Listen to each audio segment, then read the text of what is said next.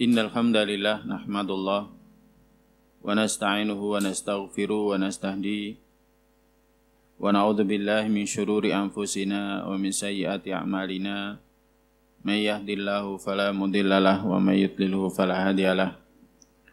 Asyhadu an la ilaha illallah wahdahu la syarikalah wa asyhadu anna Muhammadan abduhu wa rasuluh la nabiyya wa la rasula ba'dah. Nusalli wa nusallim ala rasulillah wa nabiyillah Muhammad sallallahu alaihi wasallam wa ala alihi wa ashabihi wa man tabi'ahum bi ihsanin ila yaumil qiyamah. Amma ba'd, qala Allah ta'ala fi kitabil karim, a'udzu billahi minasyaitonir rajim. Ya ayyuhalladzina amanu taqullaha haqqa tuqatih wa la tamutunna illa wa antum muslimun al-ayah. Khwatal iman jamaah sekalian yang dirahmati oleh Allah, puji syukur kita panjatkan kepada Allah Jalla wa'ala, Rabb kita yang masih banyak memberikan pemberiannya kepada kita yang kita tidak sanggup menghitungnya. Wa in ta'udu nikmatallahi la tuhsuha, kalau kalian menghitung nikmat Allah kalian gak akan sanggup menghitungnya. Umur kita, kesehatan kita saja tidak bisa dinilai dengan rupiah. Maka bagaimana dengan yang lainnya? Yang seharusnya kita bersyukur atas ini semuanya dan berharap terus Allah memberikan kasih sayangnya, memberikan taufiknya kepada kita. Tak lupa salawat serta salam adalah senantiasa kita sampaikan kepada junjungan kita Nabi besar Muhammad sallallahu alaihi wasallam, teladan yang sempurna, contoh yang tiada duanya. Kita tidak punya pilihan kalau ingin kelak masuk ke dalam surga, karena kita semuanya beriman. Kita meyakini bahwa surga dan neraka itu nyata. Maka hendaklah kita senantiasa mengikuti beliau sallallahu alaihi wasallam. Nabi bersabda, kullu ummati yadkhulunal jannah, setiap umatku akan masuk surga, illa man aba, kecuali yang enggan. Maka para sahabat bertanya, oh may ya'ba ya Rasulullah, yang enggan siapa wahai Rasulullah? Nabi mengatakan, man ata'ani dakhalal jannah wa man asani faqad aba. Siapa yang taat kepadaku, dia akan masuk surga. Siapa yang maksiat kepadaku, berarti dia akan masukinya. Maka kalau kita meyakini bahwa dalam kehidupan akhir, kita ini berjalan menuju kehidupan akhir, meyakini dalam kehidupan akhir adanya hanya surga dan neraka, maka kita tidak punya pilihan kecuali untuk taat kepada Rasulullah, Nabi kita sallallahu alaihi wasallam. Khwatal iman jamaah sekalian yang dirahmati oleh Allah, pada kesempatan kali ini kita akan mengawali membahas sirah. Tapi pada pertemuan kali ini kita tidak membahas sirah, kitab sirahnya, tetapi kita akan mengawali dari membahas hubbun Nabi sallallahu alaihi wasallam, yakni mencintai Nabi sallallahu alaihi wasallam. Para jamaah sekalian yang dirahmati oleh Allah, cinta itu ibadah. Karena Allah berfirman dalam surat Al-Baqarah ayat 165, walladzina amanu asyaddu hubban lillah. Dan orang-orang yang beriman itu teramat sangat cintanya kepada Allah Subhanahu wa taala. Jadi orang-orang beriman itu teramat sangat cintanya kepada Allah taala. Surat Al-Baqarah ayat 165. Jadi cinta itu salah satu ibadah yang harus senantiasa kita munculkan, yang harus senantiasa kita tumbuhkan pada diri kita. Termasuk yang kita diperintahkan untuk mencintainya itu adalah Nabi kita sallallahu alaihi wasallam, Rasulullah, utusan Allah sallallahu alaihi wasallam. Kita diperintahkan untuk mencintai beliau sallallahu alaihi wasallam. Karena itu bagian dari keimanan kita. Jadi bagian dari keimanan kita. Ya, dan bagian dari ibadahnya kita. Sehingga dengan cinta kita akan bisa mendapatkan pahala. Dengan cinta kita bisa dimasukkan ke dalam surga. Maka cinta itu harus kita munculkan. Nah, para jamaah sekalian yang dirahmati oleh Allah, di antaranya adalah wajib bagi kita mencintai Nabi kita melebihi cinta kita pada diri kita sendiri. Jadi wajib bagi kita mencintai Nabi kita sallallahu alaihi wasallam melebihi cinta kita pada diri kita sendiri.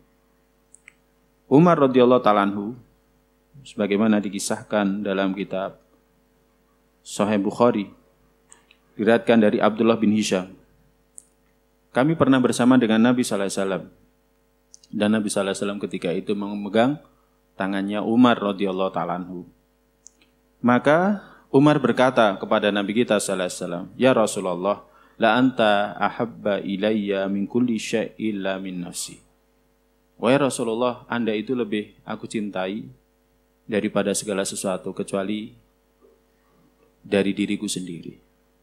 Maka kemudian Nabi sallallahu alaihi wasallam mengatakan, "La walladzi nafsi biyadi hatta akuna ahabba ilaika min nafsi." Enggak.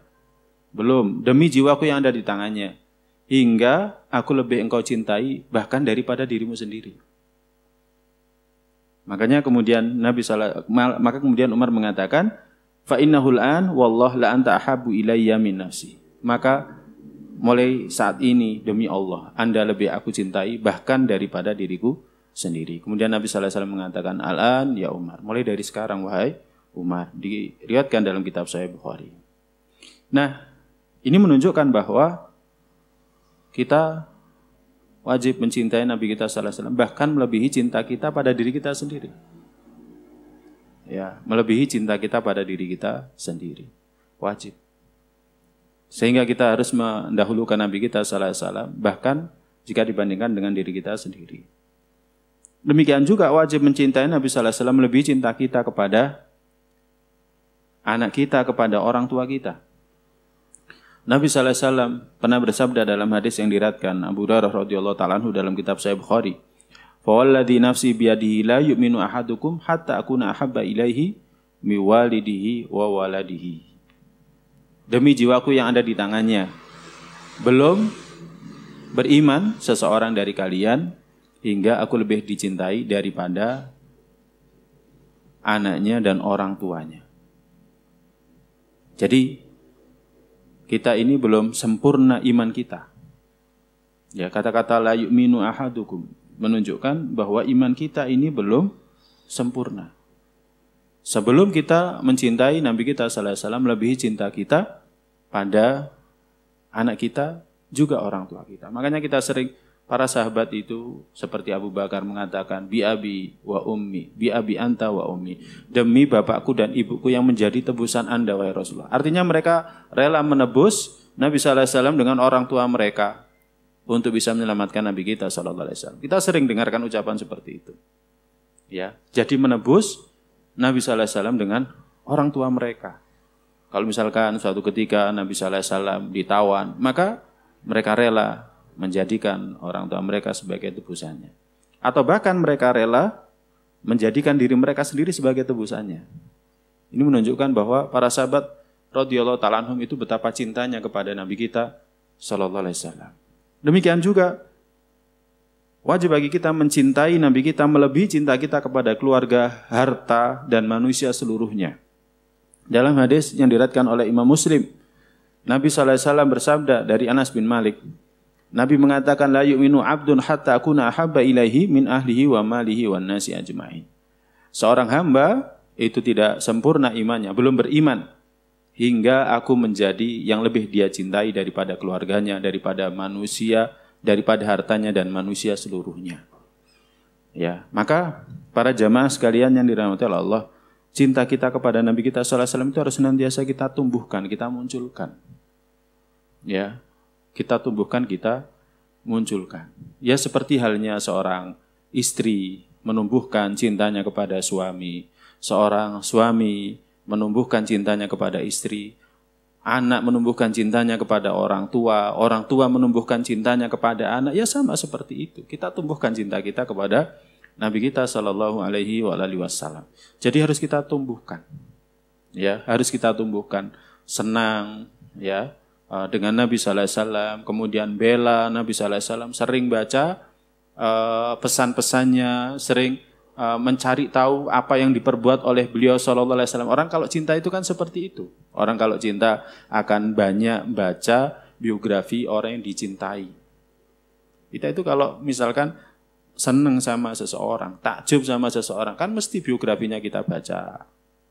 Ya, pesan-pesannya kita baca, pesan-pesannya kita cuplik, kemudian kita posting, kemudian kita sebarkan di media sosial kita. Seperti itu, kalau kita cinta itu kan seperti itu. Maka kalau kita cinta kepada Nabi kita sallallahu alaihi wasallam, kita harus banyak membaca sirahnya. Ya, ini diantara yang bisa kita lakukan. Kalau kita ingin cinta kita tumbuh kepada Nabi kita sallallahu alaihi wasallam, baca sirahnya, baca perjalanan hidupnya, baca biografinya, baca pesan-pesannya, baca apa yang beliau sallallahu alaihi wasallam lakukan, ya, dalam kesehariannya, dalam ibadahnya dan lain sebagainya. Ya, yang demikian akan menumbuhkan cinta kita kepada Nabi kita sallallahu alaihi wasallam. Apa buahnya kalau kita cinta kepada Nabi kita sallallahu alaihi wasallam? Yang pertama, kalau kita cinta kepada Nabi kita sallallahu alaihi wasallam, buahnya adalah yang pertama kita akan merasakan kelezatan iman. Iman itu ada rasanya. Ya. Iman itu ada rasanya.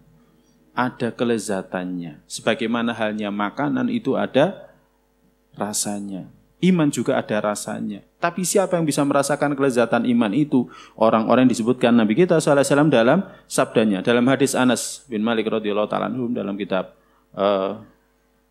Sahih Bukhari Muslim disebutkan. Nabi mengatakan thalathun man kunna fihi wajada halawatal iman. Ada tiga perkara. Kalau itu ada pada diri seseorang, maka dia akan merasakan kelezatan iman. Dia merasakan kelezatan iman, nikmatnya iman. Yang pertama, ayyakunallahu wa rasuluhu ahabba ilaihi mimma siwahuma. Yang pertama, Allah dan Rasulnya lebih dia cintai daripada selainnya.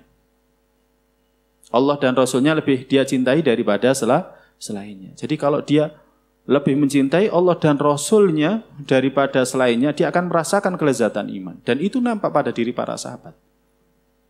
Itu nampak pada diri sahabat. Dan nanti akan kita lihat dalam kisah-kisah berikut ini yang akan kita sampaikan pada pertemuan kali ini. Jadi karena mereka lebih mencintai Allah dan Rasulnya, mereka merasakan betapa lezatnya iman mereka itu. Betapa lezatnya iman itu. Yang mungkin kita saat ini kurang seberapa merasakan kelezatan iman itu. Karena mungkin kita lebih cinta kepada dunia kita. Atau lebih cinta kepada orang-orang yang terkasih di antara kita, ya, masih mengalahkan cinta kita kepada Allah Ta'ala dan Rasulnya.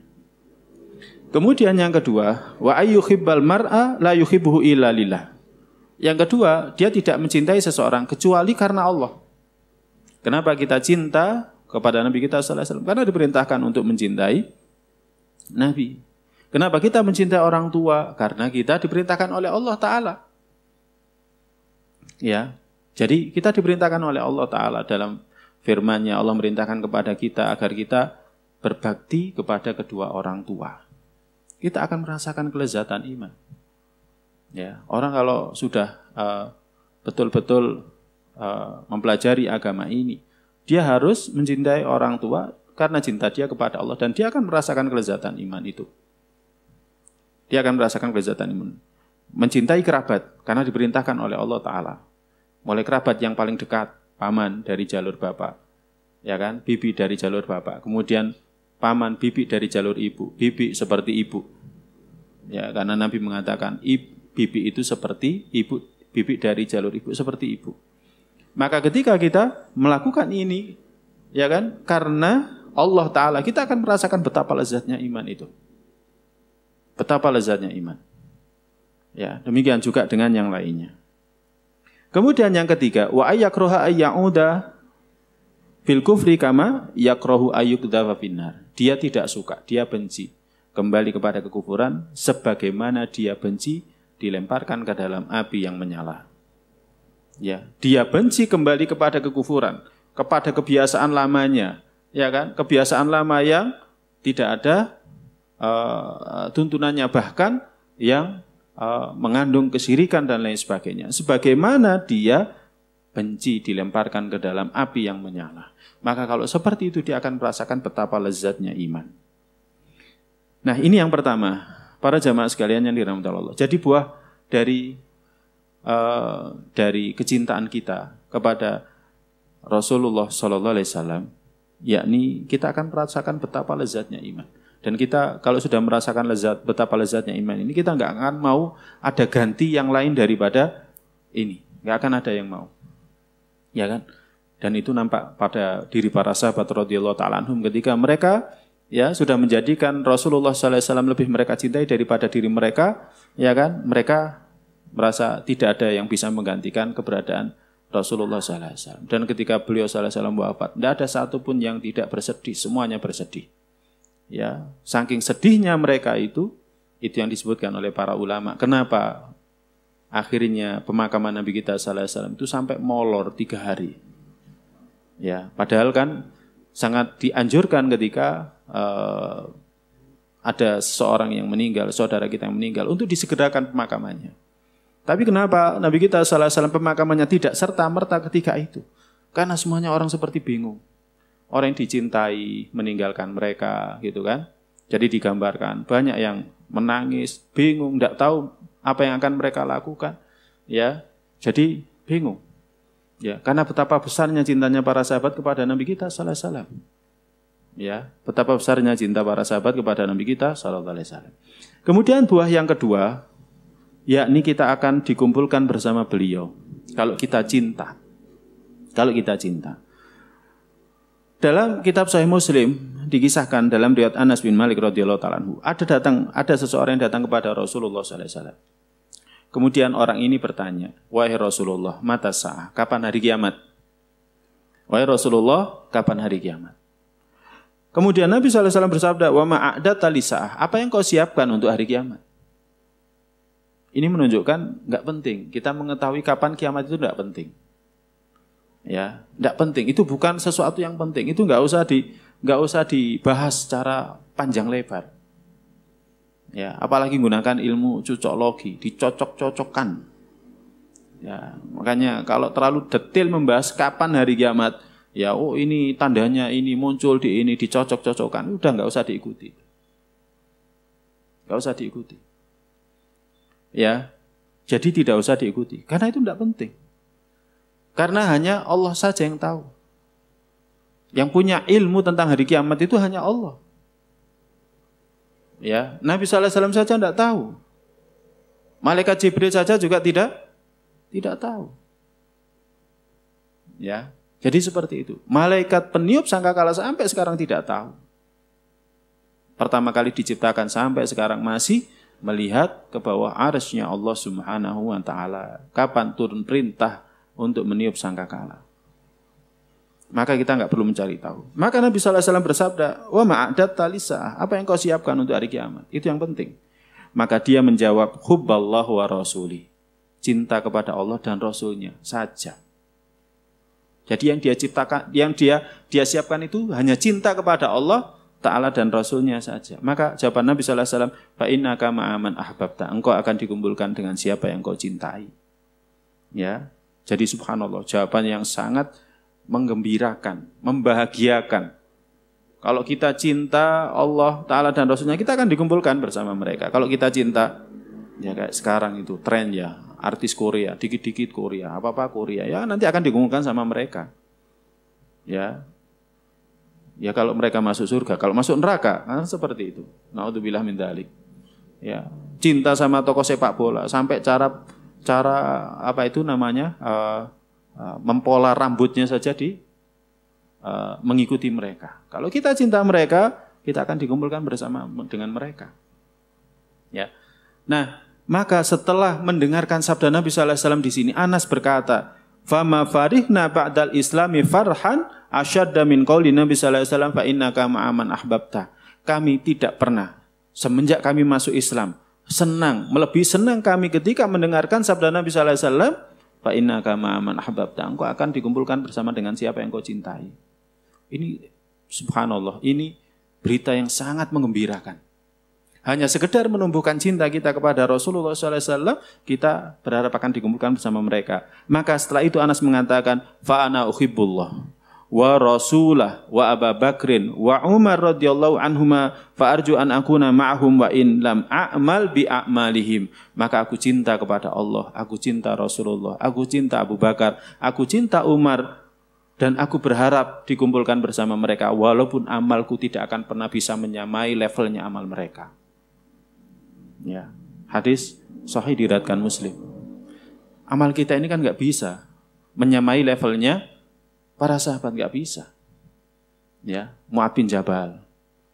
ya, itu orang yang kaya. Mus'ab bin Umair, orang kaya di Mekah, pemuda yang tampan, banyak disukai wanita-wanita, tapi dia akhirnya memilih Islam. Bahkan dia adalah dai pertama Nabi kita sallallahu alaihi wasallam yang dikirimkan ke Madinah. Dia tinggalkan itu semua. Ya, dia tinggalkan itu semuanya. Nggak bisa kita menyamai levelnya beliau. Kita para dai masih belum bisa menyamai levelnya beliau, nggak bisa. Ya, dengan dai-dai yang lain, dengan para sahabat yang lain. Ya kan, para qurra yang dikirim oleh Nabi sallallahu alaihi wasallam sampai akhirnya mereka dikhianati kemudian dibunuh. Ya, kita nggak bisa menyamai levelnya mereka. Demikian juga menyamai levelnya para sahabat yang senantiasa melayani Nabi. Ya, pelayannya Nabi seperti Abu Hurairah. Abu Hurairah dia itu orang yang masuk masuk Islam itu sekitar tahun 2 Hijriah. Ya, kemudian dia senantiasa mulazamah terus dengan Nabi sallallahu alaihi wasallam sampai akhirnya banyak meriwayatkan hadis. Karena dia hari-harinya itu diisi dengan menemani Nabi sallallahu alaihi wasallam. Makanya kita nggak bisa menyamai levelnya mereka. Ya kan? Para sahabat Muhajirin nggak bisa kita menyamai level mereka. Mereka tinggalkan harta mereka untuk menyelamatkan agama mereka. Ya, bahkan yang hijrah ke Habasyah lebih dulu, kemudian hijrah ke Madinah ketika Nabi sallallahu alaihi wasallam hijrah, nggak bisa menyamai levelnya mereka. Mereka tinggalkan negeri mereka tinggalkan dunia mereka untuk menjaga agama mereka. Nggak bisa kita. Maka dengan kita tumbuhkan cinta kita kepada mereka, kepada Allah, kepada Rasul-Nya, kepada para sahabat yang dijamin masuk surga. Demikian juga dengan sahabat-sahabat yang lainnya yang dikatakan oleh Nabi sallallahu alaihi wasallam dia syahid, dia syahid, dia syahid. Maka kita berharap kelak di surga bisa kumpul dengan mereka. Bukan surga level pertama, kedua, bahkan bersama dengan para nabi, para siddiqun, para syuhada, para sholihun. Jadi menumbuhkan cinta itu penting. Menumbuhkan cinta itu penting. Ya, kalau kita bisa menumbuhkan cinta kita kepada pasangan kita, maka tentu kepada Allah Ta'ala dan Rasulnya seharusnya kita lebih bisa. Ya, kita bisa menumbuhkan cinta kita kepada orang tua, maka kepada Allah Ta'ala dan Rasulnya maka kita seharusnya lebih bisa. Ya, caranya bagaimana? Ya caranya tadi, senantiasa membaca sirahnya, mempelajari sirahnya, senantiasa mempelajari pesan-pesannya, mempelajari atau mencari tahu apa yang diperbuat oleh beliau sallallahu alaihi wasallam. Makanya para ulama terdahulu, itu pernah ada seorang alim, dia itu sibuk di perpustakaannya, sibuk menulis hadis Nabi sallallahu alaihi wasallam. Kemudian suatu ketika putranya datang. Karena yang dia lakukan ketika itu di hari yang panas, siang, nyalakan lentera lagi.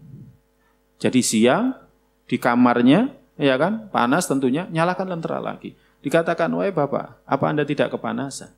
Maka dia hanya mengatakan, saya mengeluh kepanasan sedangkan saya bersama dengan Rasulullah SAW. Jadi ketika dia mempelajari hadis, membaca hadis, menulis hadis, maka ketika itu hakikatnya dia sedang bersama dengan Nabi sallallahu alaihi wasallam. Seolah-olah Nabi sallallahu alaihi wasallam itu berpesan kepada dia juga, bukan hanya kepada para sahabat terdahulu, tapi juga kepada dia, kepada kita. Makanya sebenarnya ketika kita mempelajari hadis Nabi sallallahu alaihi wasallam, ngaji kitab Riyadhis Shalihin misalkan, ngaji kitab Bulughul Maram misalkan, fikih, ya kan? Itu hakikatnya Nabi sallallahu alaihi wasallam juga berpesan kepada kita. Ya, berpesan kepada kita. Maka kalau demikian, semoga kecintaan kita muncul kepada Nabi kita sallallahu alaihi wasallam. Tapi kalau kita nggak pernah menyibukkan ngaji hadis gitu kan, bagaimana cinta kita akan tumbuh kepada Nabi kita sallallahu alaihi wasallam? Nggak pernah mempelajari sirahnya, tapi biografinya manusia, manusia itu dibaca agar sukses dunia gitu kan, dibaca. Ya kita akhirnya cinta sama dunia, nggak cinta sama Nabi kita sallallahu alaihi wasallam. Kita sering membaca tentang ayat-ayat yang menceritakan tentang surga, menceritakan tentang neraka, maka cinta kita akan tumbuh kepada surga. Harapan kita akan tumbuh kepada surga. Sebaliknya ketakutan kita akan tumbuh kepada neraka karena kita sibuk dengan itu. Tapi kalau yang kita baca itu adalah indeks hari ini sahamnya berapa, ya kan? Tiap hari yang dibaca itu yang ada di benak kita, di dada kita, di pikiran kita ya dunia. Makanya para sahabat itu senantiasa senang kalau bersama dengan Nabi kita sallallahu alaihi wasallam. Nanti ada kisahnya. Sahabat yang dia itu nggak bisa bertahan lama kalau di rumah. Kalau ingat Nabi, pengen akhirnya datang menemui Nabi kita sallallahu alaihi wasallam. Ya. Nah, kita pun seharusnya seperti itu. Kalau kita cinta Nabi, pengen ketemu Nabi, ya sudah, buka aja kitab hadis, baca pesan-pesannya, ya kan? Kemudian pelajari mungkin syarahnya, ya sudah, seolah-olah Nabi kita sallallahu alaihi wasallam sedang berpesan kepada kita. Para jamaah sekalian yang dirahmati Allah, tetapi cinta itu ada tandanya. Jadi cinta itu ada tandanya. Jadi cinta itu ada tandanya. Bukan seorang ngaku, saya cinta, ya kan? Tapi disuruh enggak pernah mau, ya kan? Saya cinta, tapi enggak pernah mau dekat, gitu. Ya. Jadi itu cinta yang dusta. Jadi cinta yang dusta. Jadi cinta itu ada tandanya, seperti yang dikatakan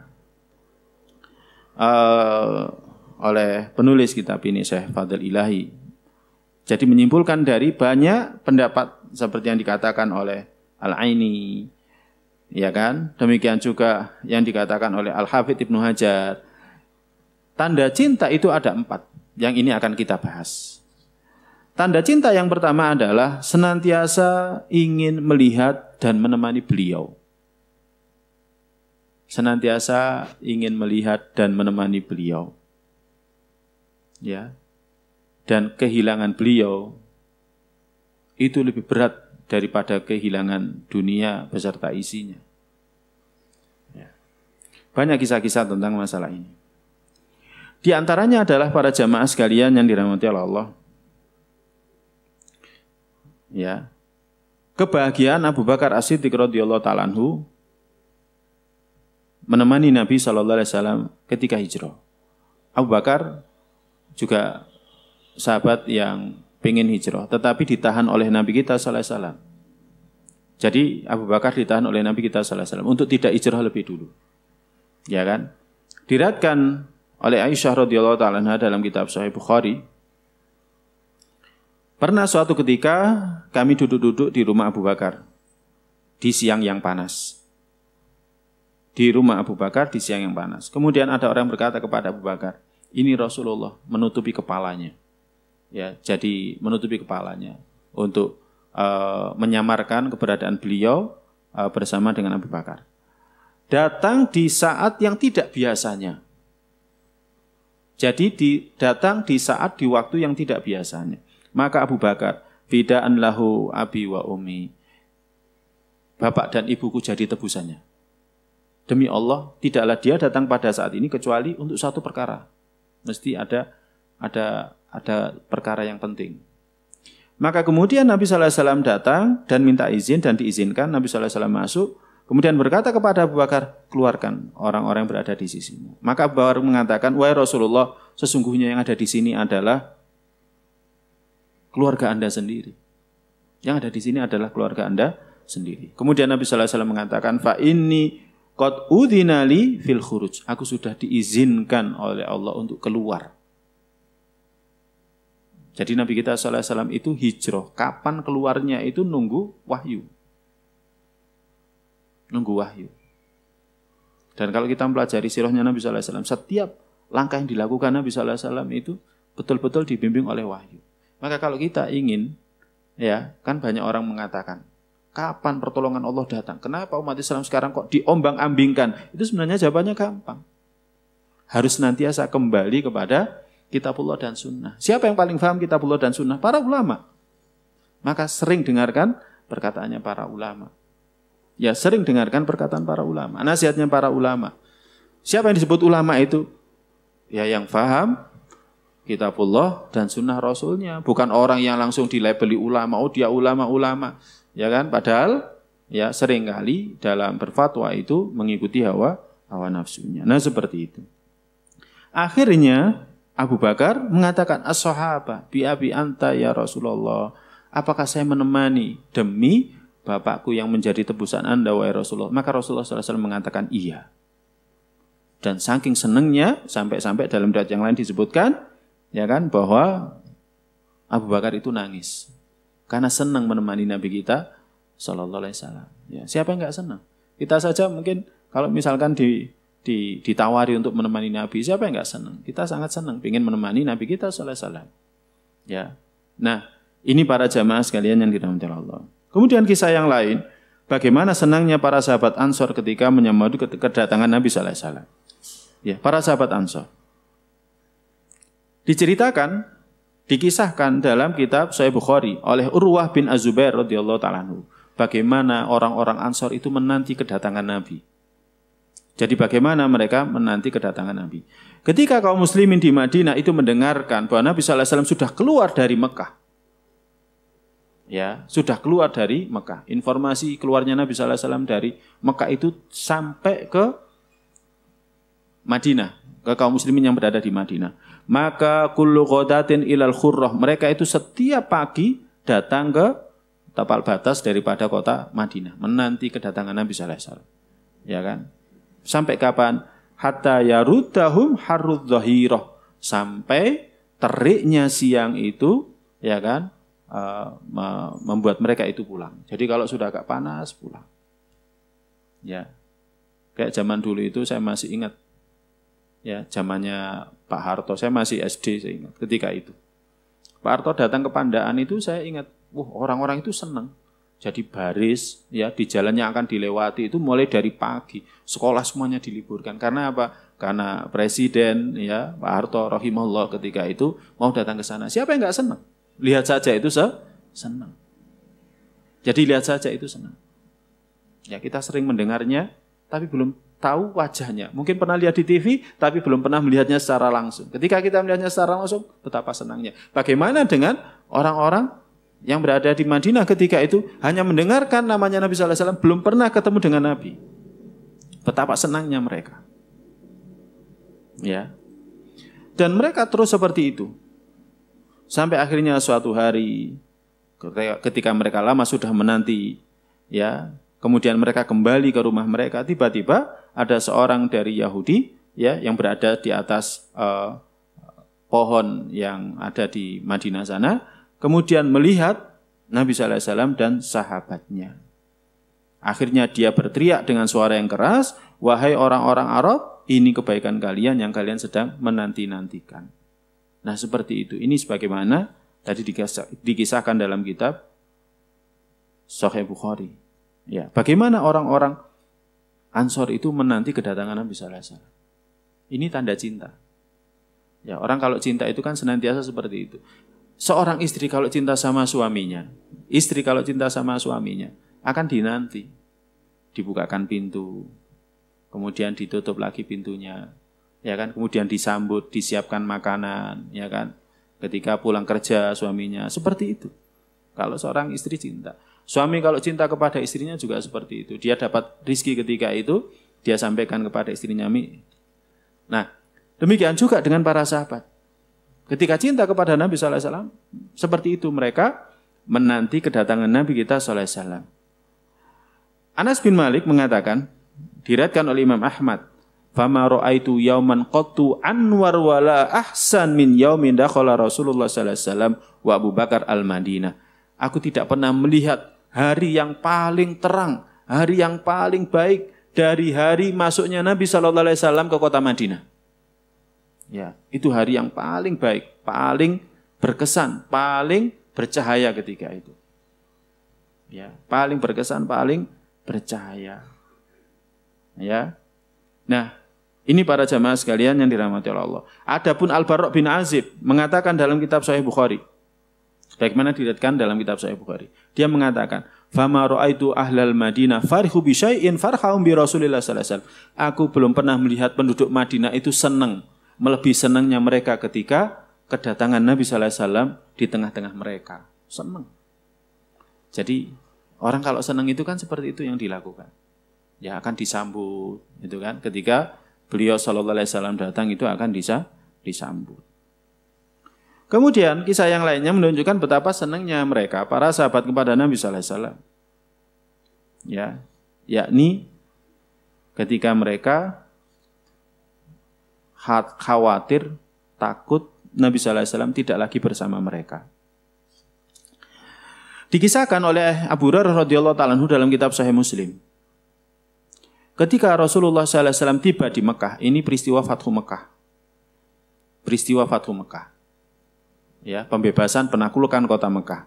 Zubair radhiyallahu ta'ala anhu, Zubair bin Al-Awwam itu memimpin pasukan di satu sisi. Kemudian Khalid di sisi yang lainnya. Kemudian Nabi sallallahu alaihi wasallam juga mengutus Abu Ubaidah.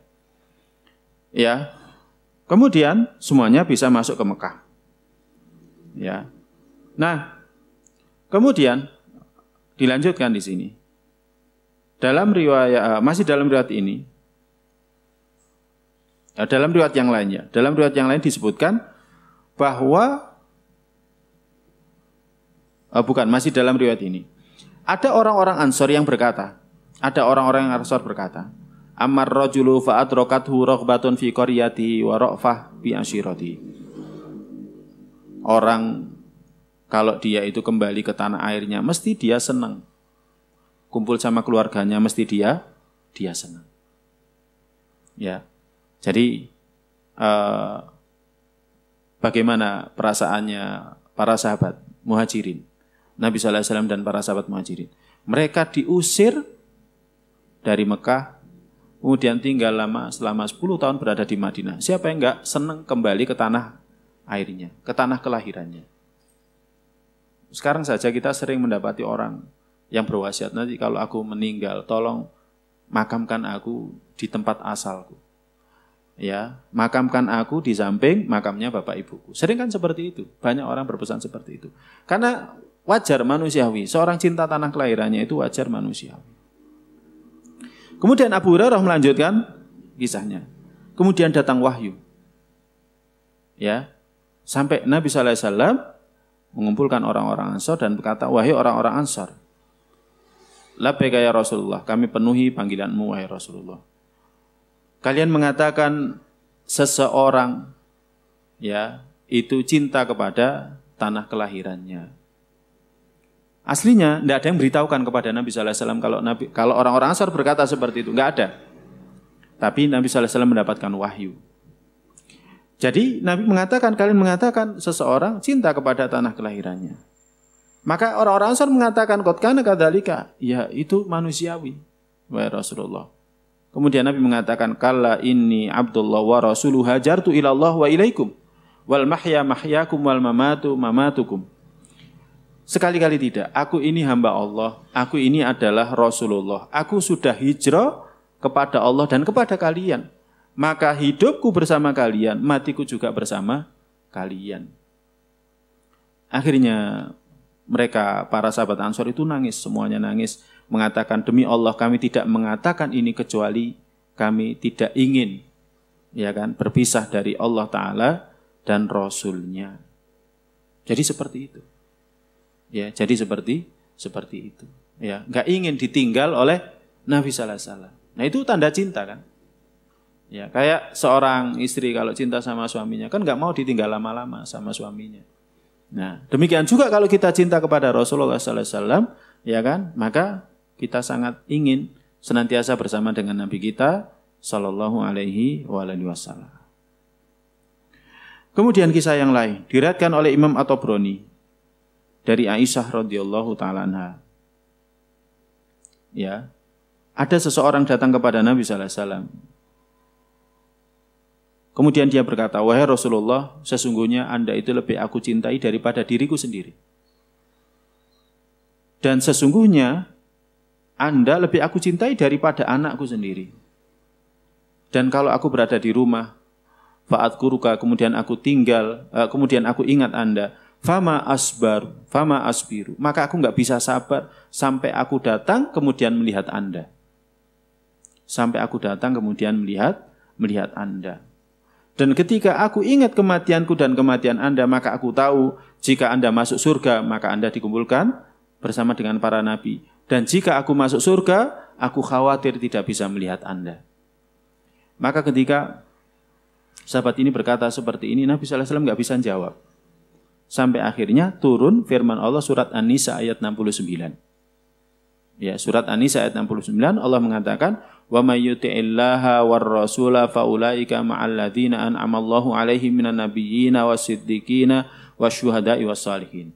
Siapa yang taat kepada Allah dan Rasul-Nya, maka mereka itu akan bersama dengan orang-orang yang Allah beri nikmat kepada mereka, bersama dengan orang-orang yang Allah beri nikmat kepada mereka dari kalangan nabi, kalangan siddiqun, kalangan syuhada, kalangan sholihun. Ya, sampai seperti itu. Jadi kalau ingat nabi, pengen ketemu nabi. Enggak kuat, enggak kuasa. Pengen lihat Nabi sallallahu alaihi wasallam. Karena memang Nabi kita sallallahu alaihi wasallam ya kan sangat menyenangkan. Para sahabat itu ya seperti Amr bin Alas radhiyallahu taala anhu, ketika dia sudah masuk Islam, maka tidak ada orang yang paling dia cintai melebihi dari Nabi sallallahu alaihi wasallam. Ya kan? Dan kalau dia sudah melihat Nabi sallallahu alaihi wasallam, dia itu akan enggak bosan-bosannya melihat Nabi. Kadang kita kalau melihat orang itu kan kadang ada yang melihatnya dengan sepet gitu ya. Ah ini lagi. Ya, provokatornya datang lagi. Kan kadang seperti itu. Tapi ada yang qurrata ayun. Jadi Nabi kita sallallahu alaihi wasallam itu betul-betul penyejuk mata. Bagi sahabat itu betul-betul penyejuk mata. Sehingga mereka senang.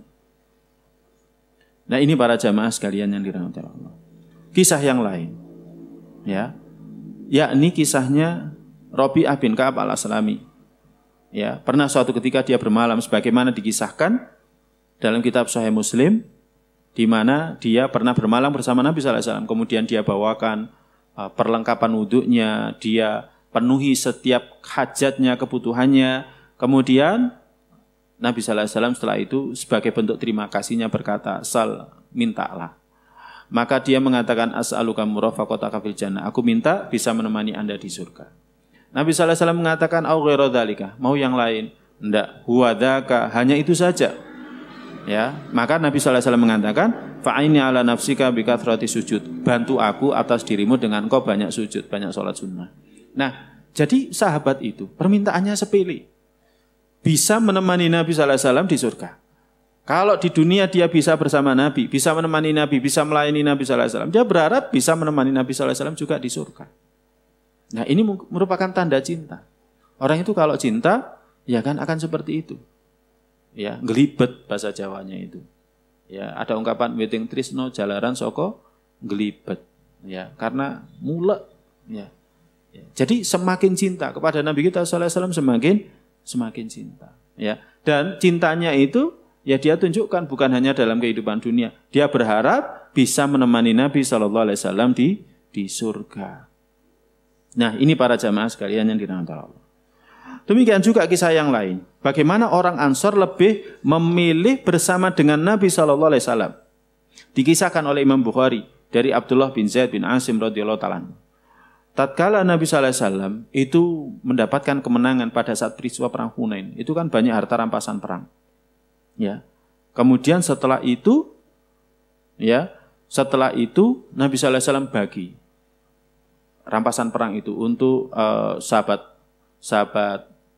yang baru masuk Islam, ya, tokoh-tokoh di Quraisy itu banyak yang dikasih 100 ekor unta, ada yang 50 ekor unta, tapi orang-orang Ansor nggak dapat apa-apa.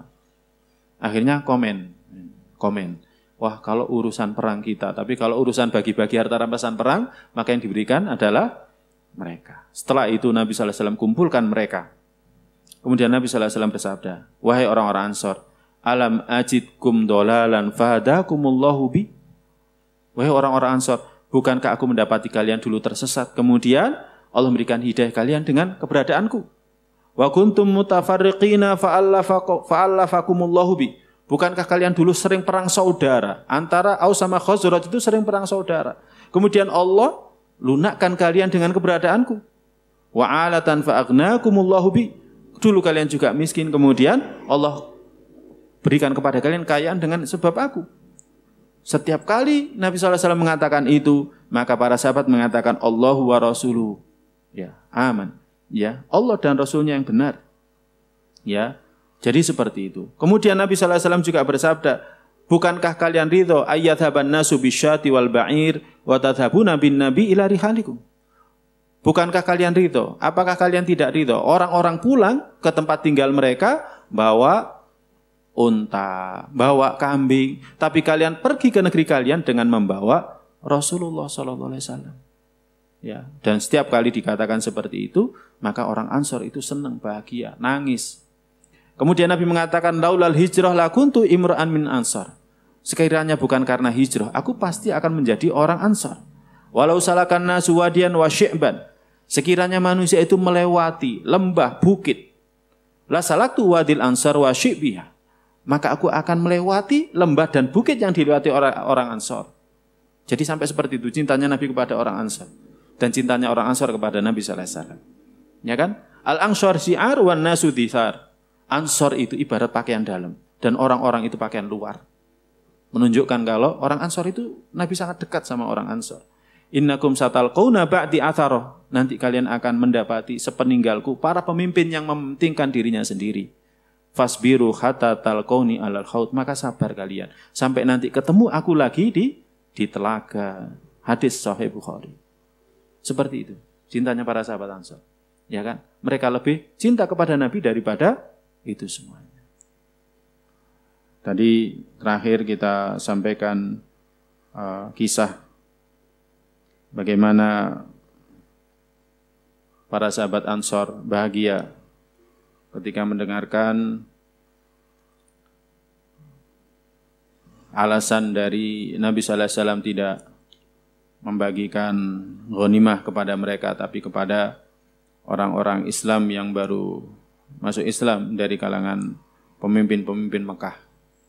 Dan ternyata orang-orang Ansar mendapatkan bagian yang lebih banyak, yakni dengan kembalinya Nabi Muhammad SAW ke tempat tinggal mereka, yakni di Madinah. Ini menunjukkan betapa cintanya sahabat Ansar kepada Nabi kita SAW. Juga kisah yang lain, kisahnya Umar di akhir hayatnya ketika dia meminta izin kepada Ummul Mukminin Aisyah radhiyallahu ta'ala agar bisa dikebumikan dekat dengan dua orang sahabatnya, yakni Nabi sallallahu alaihi wasallam dan Abu Bakar. Di mana Aisyah asalnya menempatkan atau menyisakan satu tempat itu untuk dirinya. Sebagaimana kita ketahui bahwa Nabi kita sallallahu alaihi wasallam itu dimakamkan di rumahnya bersama dengan Aisyah radhiyallahu ta'ala, juga dengan sahabatnya atau bapak daripada Aisyah radhiyallahu ta'ala. Itu dimakamkan di tempat tinggal Nabi sallallahu alaihi wasallam dan Aisyah. Dan satu tempat lagi asalnya diperuntukkan untuk Aisyah radhiyallahu ta'ala. Tapi karena diminta, maka akhirnya Aisyah pun memberikan izin kepada Umar radhiyallahu ta'ala untuk dimakamkan di sana. Nah, demikian juga dengan kisah-kisah yang lain. Tetapi kita akan melanjutkan dengan tanda yang lain. Tanda bahwa kita ini mencintai Nabi sallallahu alaihi wasallam. Yang kedua, yakni mengorbankan jiwa, harta untuk membela Nabi kita sallallahu alaihi wasallam. Nah, para jamaah sekalian yang dirahmati Allah, dikisahkan dalam riwayat Al-Bara' bin Azib radhiyallahu ta'ala anhu dalam Musnad Ahmad, di mana Abu Bakar mengisahkan ketika perjalanan dia bersama Nabi sallallahu alaihi wasallam hijrah dari Mekah ke Madinah. Fartahalna wal qaumu yatlubuna. Maka kami pun melakukan perjalanan, melanjutkan perjalanan dan orang-orang mengejar kami. Kan ketika Nabi sallallahu alaihi wasallam hijrah dari Mekah ke Madinah, diadakan sayembara. Siapa yang bisa menemukan Muhammad bersama dengan sahabatnya, maka akan mendapatkan hadiah 100 ekor unta. Falam yudrikna illa Suraqah bin Malik bin Ju'shum. Tidak ada yang mendapati kami kecuali Suraqah bin Malik bin Ju'shum di atas tunggangannya. Aku katakan, wahai Rasulullah, orang ini telah mendapati kita. Maka Nabi mengatakan, la tahzan, innallaha ma'ana. Enggak usah bersedih, Allah bersama dengan kita. Kemudian Abu Bakar mengatakan, hingga ketika jarak itu semakin dekat antara kita dengan dia sekitar 1 tombak atau 2 tombak atau 3 tombak. Wahai Rasulullah, orang ini sudah mendapati kita. Kemudian Abu Bakar nangis. Nabi mengatakan, lima tapi, kenapa kamu nangis? Kemudian Abu Bakar mengatakan, demi Allah, bukan atas diriku, bukan aku menangisi diriku, tapi aku menangisi Anda. Kemudian Nabi sallallahu alaihi wasallam berdoa dengan mengatakan, Allahumma kfinahu bima syi'ta. Ya Allah, cukupi kami dengan kehendak-Mu. Akhirnya kudanya Suraqah bin Malik itu tergelincir, terjatuh, dan dia pun juga terjatuh. Ya, ini sebagaimana disebutkan dalam musnadnya Imam Ahmad. Nah, para jamaah sekalian yang dirahmati Allah, Nabi SAW berdoa sebagaimana halnya seorang pemuda, ya, dalam kisah Ashabul Ukhdud itu berdoa ketika sang raja mengirimkan dia bersama dengan bala tentaranya untuk menjatuhkan dia dari gunung. Ya, kisah pemuda yang dikader untuk menjadi tukang sihir. Kisah Ashabul Ukhdud. Dia berdoa ketika berada di tengah lautan, ketika berada di gunung. Dia mengatakan, Allahumma kfinihim bima syi'ta. Ya Allah, lindungi aku, ya, sesuai dengan kehendak-Mu. Akhirnya gunung itu gempa, ya kan? Tentara yang membawanya itu semuanya terjatuh, tewas, tidak ada satupun yang selamat. Kemudian setelah itu dia kembali ke sang raja, kemudian sang raja tanya, kenapa? Mana orang-orang yang bawamu tadi? Dia mengatakan, Allah menjagaku dari mereka. Kemudian akhirnya dia diserahkan kepada pasukannya yang lain untuk dibawa ke tengah laut. Kalau dia mau menarik ucapannya, ya, kembali kepada akidah atau keyakinan bahwa raja itu adalah Tuhan, ya, maka dia akan dibebaskan. Tapi kalau tidak, maka akan ditenggelamkan. Kemudian ketika di tengah laut, dia berdoa, ya, dengan doa yang sama. Allahumma kfini bima syi'ta. Ya Allah, lindungi aku dari mereka sesuai dengan kehendak-Mu. Akhirnya kapal yang dinaiki, ya kan, terkena ombak, semuanya tewas, hanya pemuda ini yang selamat. Kisah Ashabul Ukhdud. Dan Nabi SAW berdoa dengan doa seperti itu. Nah, kemudian para jamaah sekalian yang dirahmati Allah. Jadi ini termasuk bagaimana pengorbanan para sahabat untuk membela Nabi kita SAW. Ya, membela Nabi kita SAW.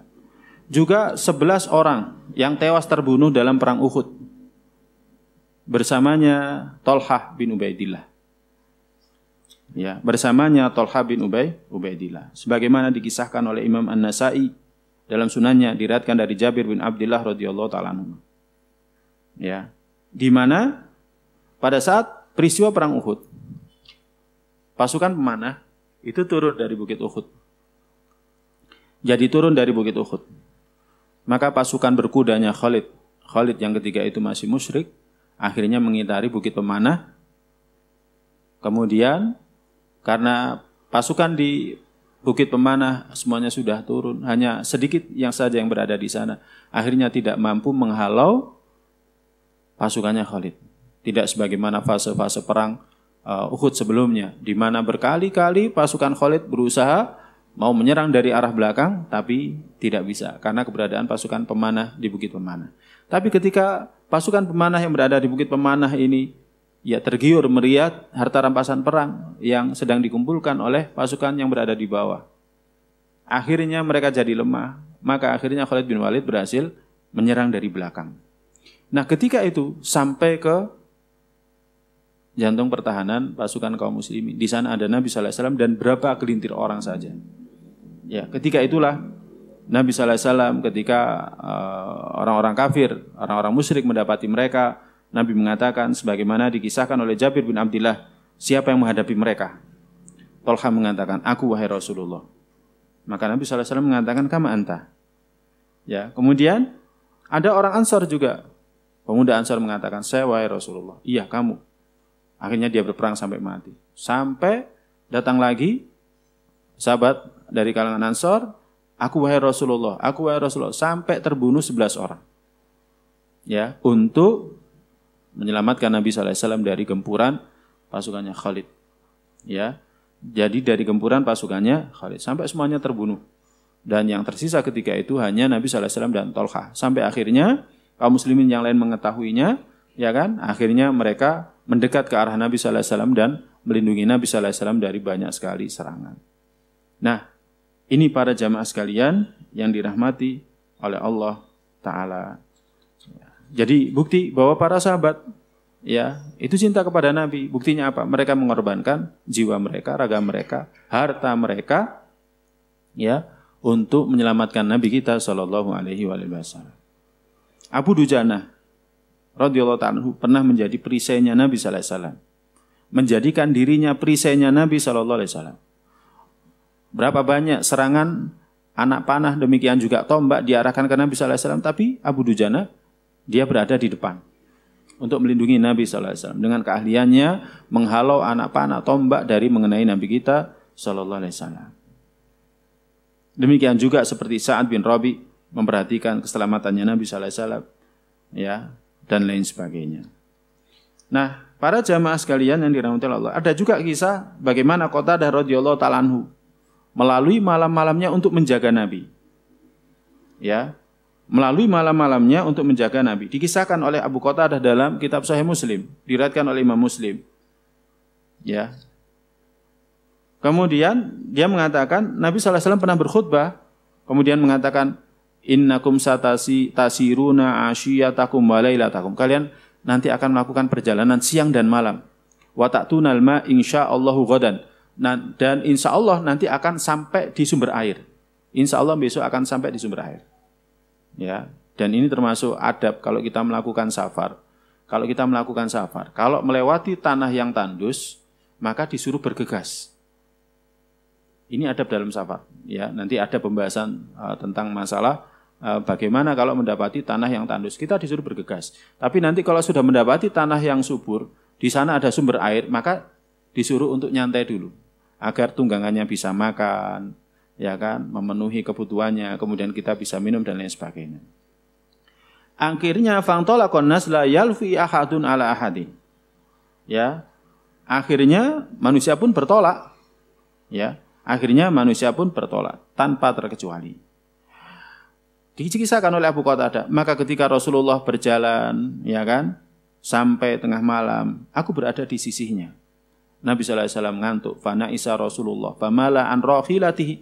Nabi SAW ngantuk dan saking ngantuknya itu sampai doyong, miring gitu kan. Fa'ataitu fada'imtuhu. Maka aku datang, kemudian aku tahan dia. Aku tahan dia. Min ghairi an uqidahu hatta itadala ala rohitali. Tanpa, ya kan, tanpa membangunkannya sampai di akhirnya tegak lagi. Jalan lagi, ya kan? Sampai akhirnya saking ngantuknya itu, ya antum tahu kalau misalkan orang lagi duduk ngantuk itu kan sampai kadang doyong gitu kan ya. Jadi miring kanan, saking capeknya sampai ada yang sujud-sujud gitu. Itu juga yang terjadi sama Nabi SAW. Tetapi setiap kali Nabi seperti itu dikatakan oleh Abu Qatadah fada'imtuhu min ghairi an uqidahu. Maka aku tegakkan, aku tahan dia tanpa membangunkannya sampai beliau tegak di atas tunggangannya. Ya kan? Tsumma sara hatta idza kana min akhir sahar. Kemudian beliau terus berjalan sampai akhirnya di akhir waktu sahur, mala mailatan hiya asyaddu minal mailataini al-awwalaini.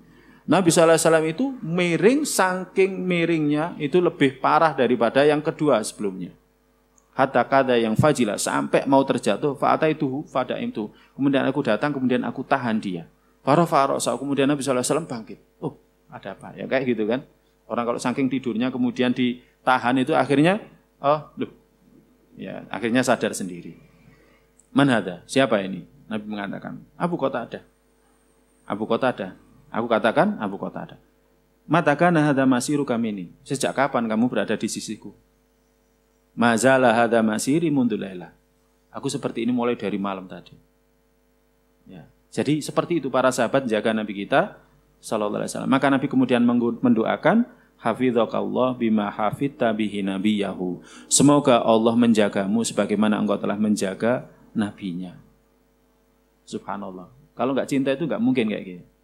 Ya, kalau enggak cinta enggak mungkin kayak gini. Kemudian tanda yang keempat, yang ketiga, yakni melaksanakan perintahnya dan menjauhi larangannya. Ya, tanda kalau ciri kalau kita ini cinta sama Nabi itu adalah melaksanakan perintahnya dan menjauhi larangannya. Diriwayatkan oleh Imam Bukhari, Al-Bara' bin Azib pernah mengisahkan ketika Rasulullah SAW tiba di Madinah, Rasulullah sholat menghadap ke arah Baitul Maqdis. Baitul Maqdis itu di sisi utaranya Madinah. Kalau kita lihat peta. Ya. Sittata asyar au sab'ata asyar syahron. Selama 16 atau 17 bulan. Tapi Nabi SAW sangat ingin menghadap ke arah Ka'bah. Ya, karena di Madinah diintimidasi terus. Dulu sebelum berada di Madinah, ketika di Ka'bah, sholatnya menghadap ke arah Ka'bah. Tapi ketika berada di sana, sholatnya menghadap ke arah Baitul Maqdis. Diintimidasi sama orang-orang Yahudi.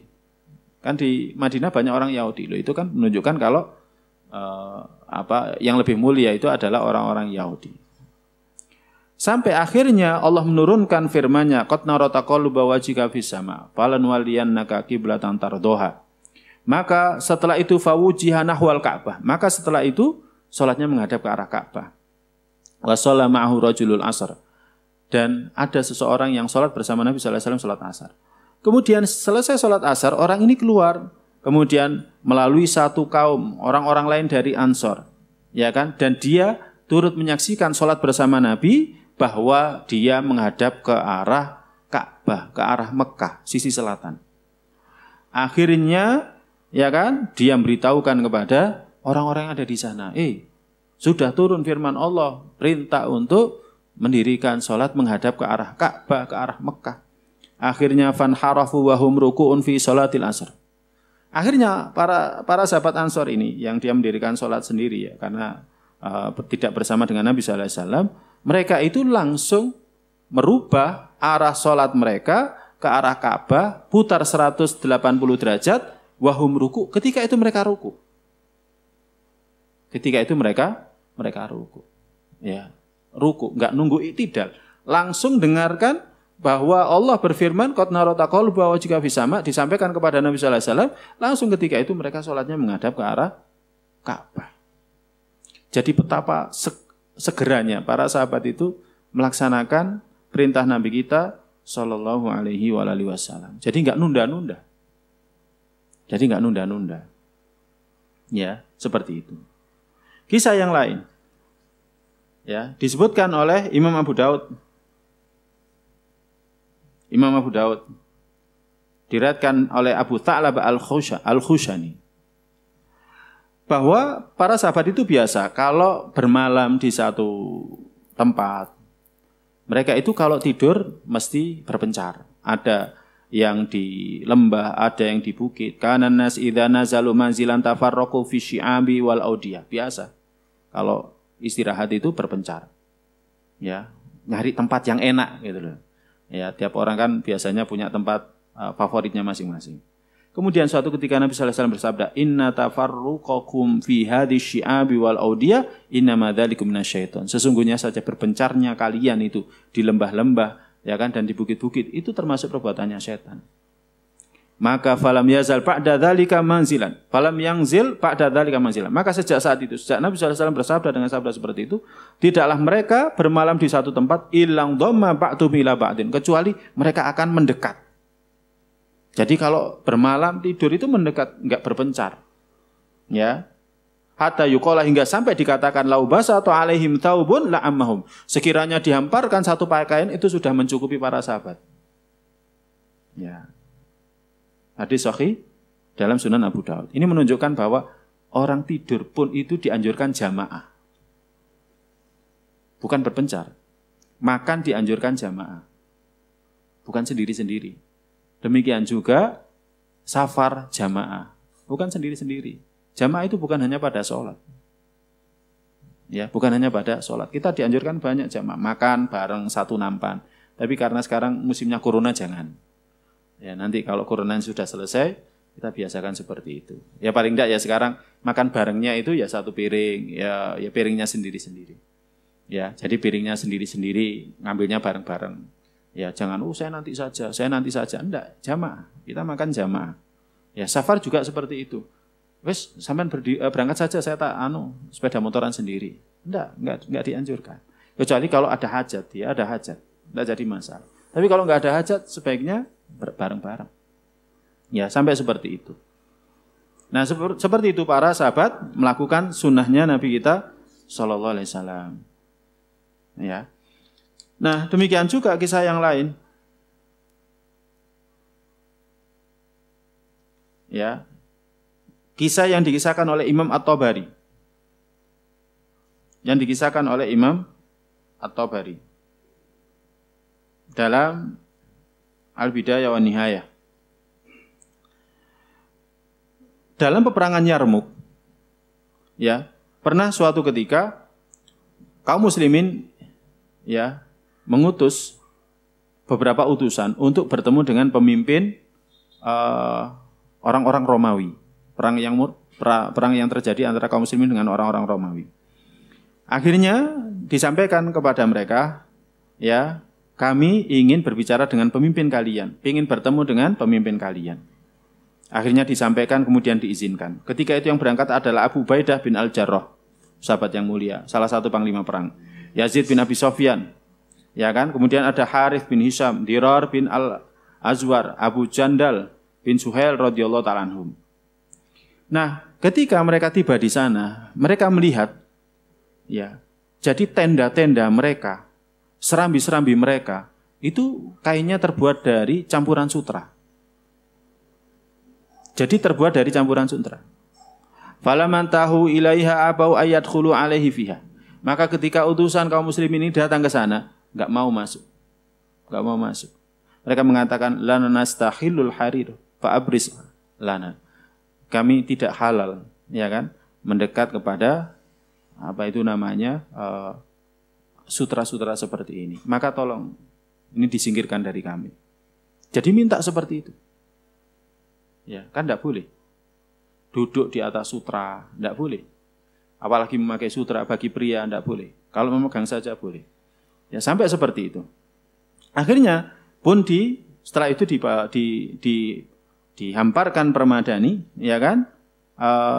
Yang tidak ada sutranya, dan kemudian mereka utusan kaum muslimin ini akhirnya masuk. Berita ini sampai ke Heraklius, pemimpin tertinggi Romawi, negara superpower ketika itu. Ya, jadi ketika Islam muncul itu, negara superpower ada dua, Persia sama Romawi. Maka Heraklius berkomentar, karena Heraklius pernah ngobrol dengan Abu Sofyan. Pada saat Abu Sofyan masih kondisinya kafir. Ditanya. Ketika itu Nabi SAW mengirimkan surat, salah satunya adalah ke Heraklius. Ya, salah satunya adalah ke Heraklius. Selain pada pemimpin-pemimpin yang lain. Tanya, salah satu pertanyaannya, di akhir pertanyaannya, dia mengatakan, Heraklius, kalau ini benar, jawabanmu benar, ya, berarti masa bahwa Nabi terakhir itu, berarti dia benar Nabi terakhir, dan masa dia akan menguasai tempat yang aku injak ini sudah dekat. Intinya seperti itu. Ada dalam kitab Sahih Bukhari kalau tidak salah. Ya, cuman aku tidak mengira kalau itu dari kalian. Nah, Heraklius setelah mendengarkan berita ini, ya, setelah pada saat peristiwa perang Yarmuk, dia mengatakan, alam aku lakum hadza awwaludzulli. Bukankah sudah aku pernah katakan, ini adalah awal kehinaan. Artinya apa? Ya kan? Romawi akan segera dikalahkan. Perlahan dengan kedatangan Nabi terakhir itu. Karena memang sudah disebutkan dalam kitab suci mereka tentang Nabi terakhir. Nah, ini para jamaah sekalian yang dirahmati Allah. Jadi bagaimana para sahabat itu berpegang teguh untuk tidak mau muamalah dengan yang namanya sutra. Karena memang itu diharamkan. Kemudian yang lainnya, ya. Contoh yang lainnya, ini yang terakhir ya. Ya. Yakni alamat atau tanda bahwa kita ini mencintai Nabi kita sallallahu alaihi wasallam, yakni membela syariatnya, menolong sunnahnya. Ya, jadi menolong sunnahnya. Ya, menolong sunnahnya. Nah, para jamaah sekalian yang dirahmati oleh Allah Subhanahu wa taala, dikisahkan di sini bagaimana Nabi sallallahu alaihi wasallam di akhir hayatnya itu pernah mengutus Usamah bin Zaid. Jadi mengutus Usamah bin Zaid untuk menjadi panglima perang. Ya. Jadi menjadi panglima perang. Nah, tetapi belum sampai pasukan yang dipimpin oleh Usamah bin Zaid ini keluar dari Madinah, Nabi sallallahu alaihi wasallam wafat. Akhirnya pasukan ini tertahan. Jadi akhirnya pasukan ini tertahan, tidak melanjutkan perjalanan, menunggu keputusan. Siapa yang nanti akan jadi pemimpin setelah ini? Kemudian bagaimana selanjutnya nasib daripada pasukan ini? Sampai akhirnya setelah itu terpilihlah sahabat Abu Bakar As-Siddiq radhiyallahu ta'ala anhu. Nah, ketika itu banyak sahabat yang sepertinya tidak berkenan. Karena Usama bin Zaid radhiyallahu ta'ala anhu itu pemuda yang usianya masih 18 tahun. Masih sangat muda. Tapi untuk kemampuan memimpin pasukan tidak perlu diragukan. Ya. Tapi masalahnya yang menjadi anggota pasukannya banyak panglima-panglima senior. Ada Khalid bin Walid radhiyallahu ta'ala anhu, ada Amr bin Al-As radhiyallahu ta'ala anhu, ada Abu Ubaidah bin Al-Jarrah radhiyallahu ta'ala anhu, dan sahabat-sahabat senior. Banyak. Sehingga memberikan usul kepada Abu Bakar As-Siddiq radhiyallahu ta'ala anhu untuk mengganti Usama bin Zaid dengan yang lainnya. Ya. Akhirnya para jamaah sekalian yang dirahmati oleh Allah, apa yang dikatakan Abu Bakar ini sebagaimana dikisahkan oleh Imam At-Tabari, ya, dari Asim bin Adi. Dia mengatakan, setelah itu datang, ya, penyeru Abu Bakar. Ya, kalau sekarang itu adalah menteri komunikasinya atau juru bicaranya.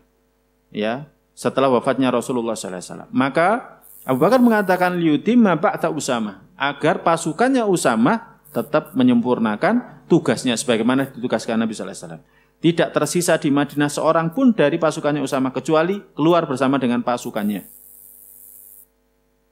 Kecuali keluar bersama dengan pasukannya. Tetap yang dipilih oleh Nabi SAW ya sudah itu yang dipilih oleh Nabi. Ya, jadi itu saja dikerjakan, nggak usah yang lainnya.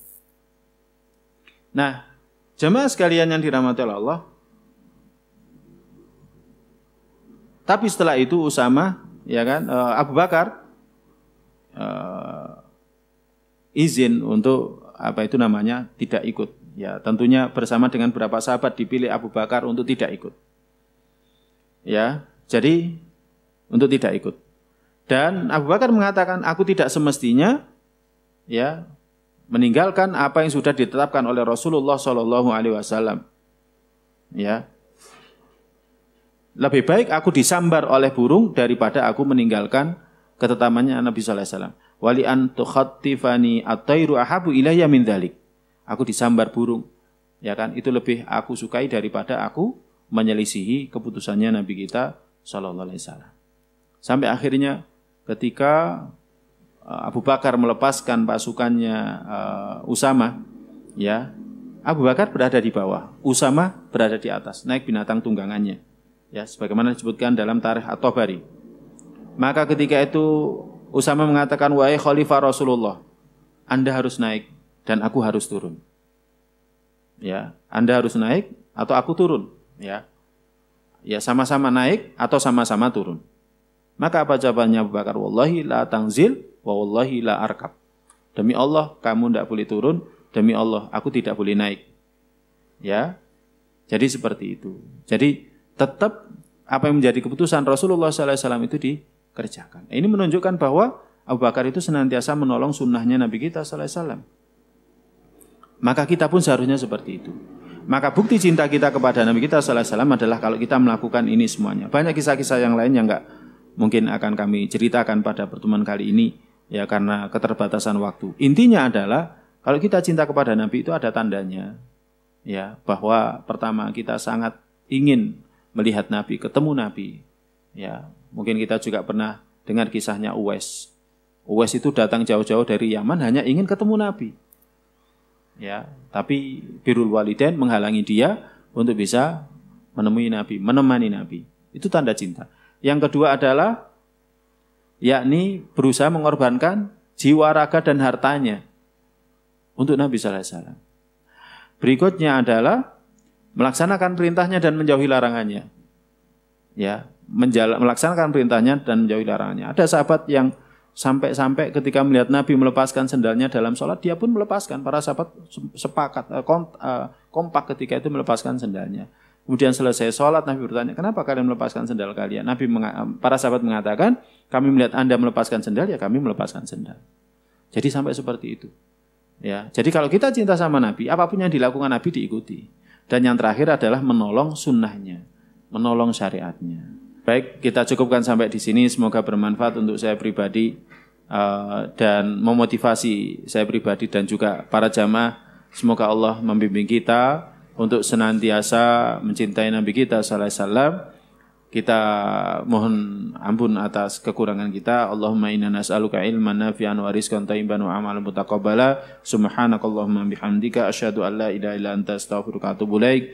Assalamualaikum warahmatullahi wabarakatuh.